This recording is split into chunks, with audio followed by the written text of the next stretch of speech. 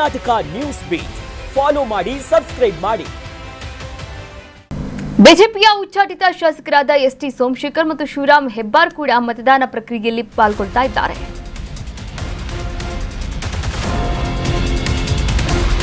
ಬಿಜೆಪಿಯ ಉಚ್ಚಾಟಿತ ಶಾಸಕರಿಂದಲೂ ಮತದಾನ. ಎಸ್ಟಿ ಸೋಮಶೇಖರ್, ಶಿವರಾಮ್ ಹೆಬ್ಬಾರ್ ಅವರು ಕೂಡ ಮತದಾನ ಪ್ರಕ್ರಿಯೆಯಲ್ಲಿ ಭಾಗವಹಿಸಿದ್ದಾರೆ. ನನ್ನ ಮತವನ್ನ ಕಾಂಗ್ರೆಸ್ಗೆ ಹಾಕಿದ್ದೇನೆ ಅಂತ ಎಸ್ಟಿ ಸೋಮಶೇಖರ್ ಅವರು ಬಹಿರಂಗವಾಗಿ ಮಾಹಿತಿಯನ್ನ ನೀಡಿದ್ದಾರೆ. ಕ್ಷೇತ್ರದ ಅಭಿವೃದ್ಧಿಗೋಸ್ಕರ ಕಾಂಗ್ರೆಸ್ಗೆ ಮತವನ್ನ ಹಾಕಿದ್ದೇನೆ ಅಂತ ಮತದಾನದ ಬಳಿಕ ಎಸ್ಟಿ ಸೋಮಶೇಖರ್ ಹೇಳಿಕೆ ಕೊಟ್ಟಿದ್ದಾರೆ. ಬಿಜೆಪಿಯವರು ನಮ್ಮನ್ನ ಸಂಪರ್ಕ ಮಾಡಿಲ್ಲ.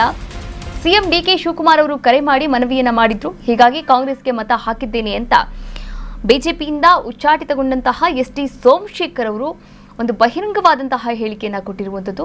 ಈ ವಿಧಾನ ಪರಿಷತ್ ಮತದಾನದ ಕುರಿತಂತೆ ನೋಡಿ, ನನ್ನ ಮತವನ್ನು ನಾನು ಕಾಂಗ್ರೆಸ್ಗೆ ಹಾಕಿದ್ದೀನಿ. ಕ್ಷೇತ್ರದ ಅಭಿವೃದ್ಧಿ ನನಗೆ ಮುಖ್ಯ ಅಂತ ಅನಿಸ್ತು. ಕ್ಷೇತ್ರದ ಅಭಿವೃದ್ಧಿಗೋಸ್ಕರ ಕಾಂಗ್ರೆಸ್ಗೆ ಮತದಾನವನ್ನು ಮಾಡಿದ್ದೇನೆ ಅಂತ ಮತದಾನ ಪ್ರಕ್ರಿಯೆಯಲ್ಲಿ ಪಾಲ್ಗೊಂಡ ಬಳಿಕ ಮಾಧ್ಯಮಗಾರರೊಂದಿಗೆ ಮಾತನಾಡಿರುವಂಥದ್ದು ಎಸ್ಟಿ ಸೋಮಶೇಖರ್ ಅವರು. ನೋಡಿ, ಬಿಜೆಪಿಯವರು ಯಾರು ಕೂಡ ಅವರನ್ನ ಸಂಪರ್ಕ ಮಾಡಿರಲಿಲ್ವಂತೆ. ಹೀಗಾಗಿ ಸಿಎಂ ಡಿಕೆ ಶಿವಕುಮಾರ್ ಅವರು ಕರೆ ಮಾಡಿ ಮನವಿಯನ್ನ ಮಾಡ್ಕೊಂಡಿದ್ದಾರೆ, ರಿಕ್ವೆಸ್ಟ್ ಮಾಡಿಕೊಂಡ್ರು. ಹೀಗಾಗಿ ನಾನು ಕಾಂಗ್ರೆಸ್ಗೆ ನನ್ನ ವೋಟನ್ನ ಹಾಕಿದ್ದೀನಿ ಅಂತ ಎಸ್ಟಿ ಸೋಮಶೇಖರ್ ಅವರು ಬಹಿರಂಗವಾಗಿ ಇಲ್ಲಿ ಮಾಹಿತಿನ ಹಂಚಿಕೊಂಡಿದ್ದಾರೆ.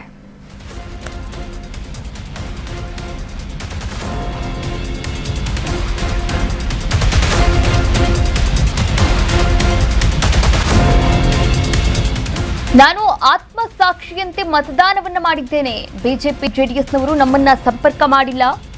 ಬಿಜೆಪಿ ನಾಯಕರು ನಮ್ಮ ಬಳಿ ಮತವನ್ನ ಕೇಳಿಲ್ಲ. ಆದರೆ ಸೌಜನ್ಯಕ್ಕಾದ್ರೂ ನಮ್ಮನ್ನ ಕೇಳಬೇಕಿತ್ತು. ಬೆಂಗಳೂರಿನಲ್ಲಿ ಶಾಸಕ ಶಿವರಾಮ್ ಹೆಬ್ಬಾರ್ ಹೇಳಿಕೆಯನ್ನು ಕೊಟ್ಟಿದ್ದಾರೆ. ಮತದಾನದ ಬಳಿಕ ಡಿಕೆ ಜೊತೆ ಎಸ್ಟಿ ಸೋಮಶೇಖರ್ ಮತ್ತು ಹೆಬ್ಬಾರ್ ಇಬ್ಬರು ಕೂಡ ಪ್ರತ್ಯಕ್ಷವಾಗಿರುವಂಥದ್ದು. ನೋಡಿ, ಇಲ್ಲಿ ಉಚ್ಚಾಟಿತಗೊಂಡಂತಹ ಶಾಸಕರು ಒಬ್ರು ಎಸ್ಟಿ ಸೋಮಶೇಖರ್ ಅವರು, ಇನ್ನೊಬ್ರು ಹೆಬ್ಬಾರ್ ಅವರು, ಶಿವರಾಮ್ ಹೆಬ್ಬಾರ್ ಅವರು ಕೂಡ ಇಲ್ಲಿ ಅದೇ ಹೇಳಿಕೆಯನ್ನ ಕೊಟ್ಟಿದ್ದಾರೆ. ನಾನು ನನ್ನ ಆತ್ಮಸಾಕ್ಷಿ ಏನಿದೆ ಆ ಆತ್ಮಸಾಕ್ಷಿಯಂತೆ ಮತದಾನವನ್ನು ಮಾಡಿದ್ದೇನೆ. ಬಿಜೆಪಿ ಜೆಡಿಎಸ್ನವರು ನಮ್ಮನ್ನ ಈವರೆಗೂ ಕೂಡ ಸಂಪರ್ಕ ಮಾಡಿಲ್ಲ. ಬಿಜೆಪಿ ನಾಯಕರು ನಮ್ಮ ಬಳಿ ಮತವನ್ನು ಕೂಡ ಕೇಳಿಲ್ಲ. ಆದರೆ ಸೌಜನ್ಯಕ್ಕಾದ್ರೂ ನಮ್ಮನ್ನ ಕೇಳಬಹುದಿತ್ತು. ಆದರೆ ಮತದಾನ ಬಳಿಕ ಡಿಕೆ ಜೊತೆ ಎಸ್ಟಿ ಸೋಮಶೇಖರ್ ಮತ್ತು ಶಿವರಾಮ್ ಹೆಬ್ಬಾರ್ ಇಬ್ಬರು ಕೂಡ ಪ್ರತ್ಯಕ್ಷವಾಗಿರುವಂಥದ್ದು. ಆ ಪ್ರತ್ಯಕ್ಷವಾದಂತಹ ಒಂದು ದೃಶ್ಯಾವಳಿಗಳನ್ನು ನೀವು ಕೂಡ ಟಿವಿ ಪರದೆಯ ಮೇಲೆ ನೋಡಬಹುದಾಗಿದೆ.